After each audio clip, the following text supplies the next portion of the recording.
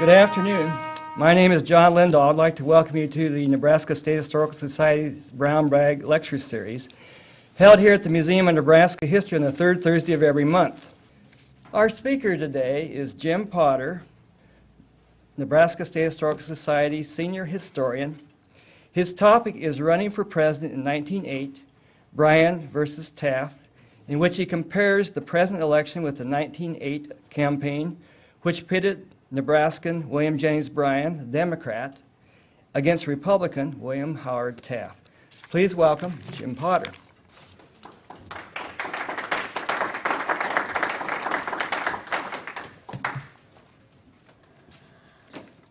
Thank you, John, and thank all of you for coming today to join me in taking a look back at presidential politics from a century ago.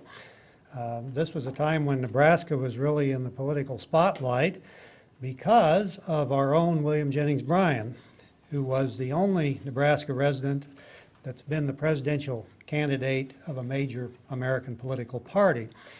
And not only that, he accomplished the feat of becoming the nominee 3 times, but he also was defeated 3 times. Nevertheless, Bryan's political legacy affects us to this day, even though the only elections he ever won were 2 terms as congressman from Nebraska in the early 1890s. I guess I should show you Bryan. Now, at the centennial of Bryan's last presidential race, it seems appropriate to recall a few highlights from that campaign and review why his political career mattered. Bryan's biographers and other scholars credit him with a leading role in transforming the Democratic Party from a conservative states' rights party that believed in minimalist government to one that advocated social, political, and economic reform. Bryan was committed to popular democracy, but as time went on, he became convinced that for democracy to work, government intervention was necessary to curb the excesses of an industrial market economy. Free coinage of silver was his major issue during his first campaign in 1896. Well before 1908, Bryan had dropped the money question and promoted a progressive agenda that included direct election of U.S. senators, guarantee of bank deposits, an income tax, regulation of corporations and railroads, woman suffrage, and fair labor laws.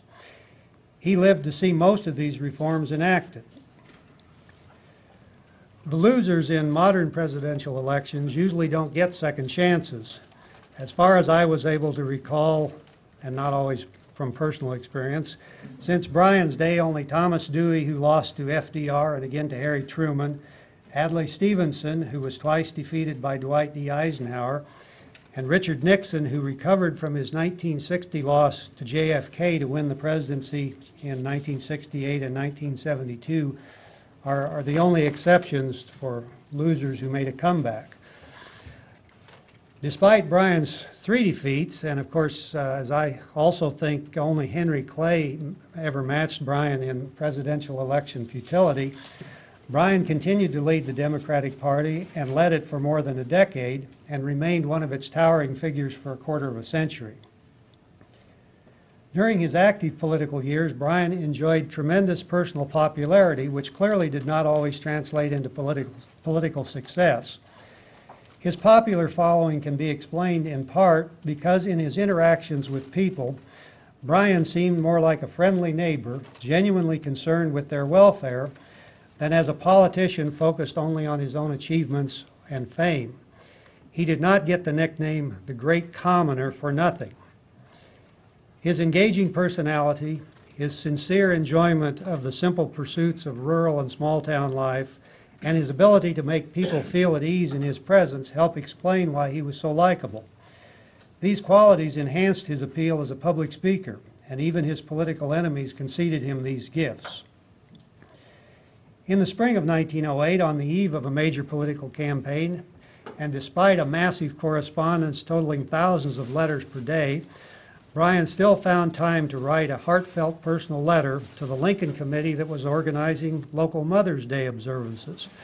In this letter, Bryan paid tribute to the sweet and lasting influence of the mother upon the child and other recollections of his own childhood. Later that month, I believe that was May of 1908, He gave the commencement address at College View High School, which had then only a handful of graduates. It is hard to see these gestures as politically motivated, but rather as examples of Bryan's genuine desire to take part in the life of the community he had called home since 1887 when he moved here to Lincoln. In 1908, as this year, the presidential candidates were already known before the party conventions. Unlike today's method of selecting candidates, however, there were no presidential primaries in 1908, and convention delegates were selected at state party conventions. While the battle for delegates may have been fierce, it did not drag on for months in full public view. Bryan had been quietly building support for his candidacy for nearly 2 years, both among party functionaries and the Democratic masses. After the Democratic Party's disastrous defeat in the 1904 election, in which Bryan had been passed over by party conservatives, he was considered as the only choice if the Democrats were to have a realistic chance of winning the White House in 1908.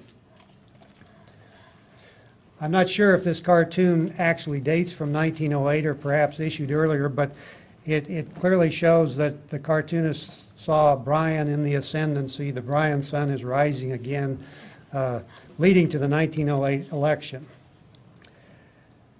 As his opponent, William Howard Taft, the Republican, was then U.S. Secretary of War and President Theodore Roosevelt's handpicked successor to be the Republican standard bearer.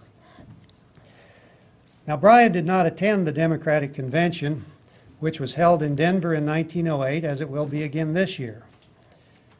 There's the place it was held, the auditorium, which is, I'm sure, no longer standing. Bryan did not go to the convention, but he had a telegraph line installed at Fairview, his rural Lincoln residence, so he could keep in constant touch with his brother Charles. Charles is shown here with the rest of the Bryan siblings, including their 3 sisters. Charles was basically William Jennings' campaign manager, if you will, and so Charles did go to Denver, and he wanted to be there, of course, to make sure there were no surprises, even though Bryan had pretty well laid the groundwork well before the convention. William Jennings Bryan had done most of the work drafting the Democratic Party platform, and as it was actually approved or acted upon at the Denver convention, he personally approved every little change that might have been made, and there weren't many. As Charles stayed on the telegraph, or possibly, I think there may have been a telephone line installed as well, and Charles relayed everything that was going on.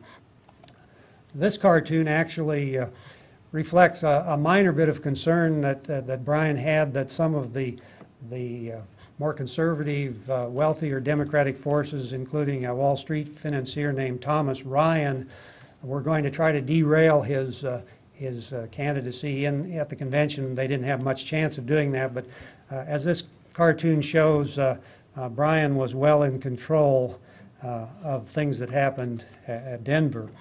And in fact, the convention was such a bland affair that journalist William Allen White called it as fizzless as a can of milk.